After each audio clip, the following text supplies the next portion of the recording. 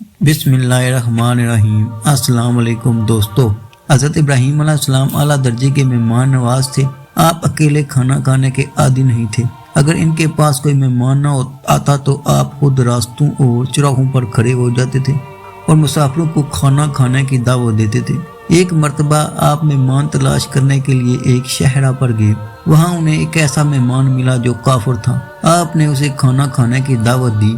उसने दावत कबूल कर ली और आप उसे अपना मेहमान खाना ले आए और उसके हाथ धुलाए और फिर उसके सामने खाना रखा। मेहमान ने जैसे ही लुकमा तोड़ने के लिए हाथ बढ़ाया तो आप अलैहिस्सलाम ने फरमाया, दोस्त खाना शुरू करने से पहले बिस्मिल्लाहिर्रहमानिर्रहीम पढ़ो। मेहमान जो काफिर था उसने कहा, मैं किसी को रब नहीं मानता और मैं किसी का नाम लेकर इब्तिदा करने का कायल नहीं हूँ।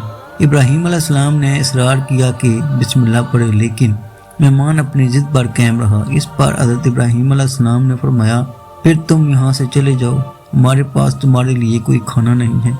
मेहमान उठकर वहाँ से चला गया। उस वक्त हज़रत इब्राहीम अलैहिस्सलाम पर अल्लाह की वही नाज़िल हुई, ऐ इब्राहीम, तुमने अपने मेहमान को क्यों भगाया? ये पहले दिन से ही हमारा मुनकर है, लेकिन हम तो इसे मुसलसल 70 साल से रिज़्क दे रहे हैं। तुम्हारे दरवाजे पर तो ये आज पहली बार आया है, मगर तुमने इसे दुदकार दिया।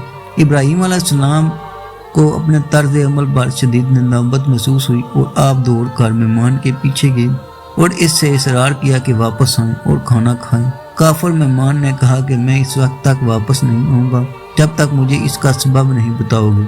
हज़रत इब्राहीम अलैहिस्सलाम ने फरमाया, जिस खुदा की मोहब्बत में मैंने तुझे भूखा उठा दिया था, उस खुदा ने मुझसे कहा कि ये शख्स रोज़े अव्वल से हमारा मुनकर है, मगर हमने इसे का रिज़्क बंद नहीं किया, इसके हिस्से की रोशनी बंद नहीं की, इसकी औलाद बंद नहीं की। हम तो 70 साल से इसे रिज़्क दे रहे हैं। आज ये ज़िंदगी में पहली मर्तबा तुम्हारे पास आया है और तुमने इसे दस्तरखान से उठा लिया। जाओ और इसे राज़ी करके खाना खिलाओ। मेरा बंदा हुआ मेरा नाम ले या ना ले, वो भूखा नहीं रहना चाहिए।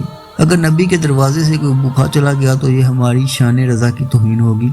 जब काफिर ने यह बात सुनी तो शर्मिंदगी से उसकी गर्दन झुक गई और कहने लगा कि मैं भी कितना नालायक हूँ कि इतने अरसे से इतने मेहरबान खुदा से गाफिल रहा।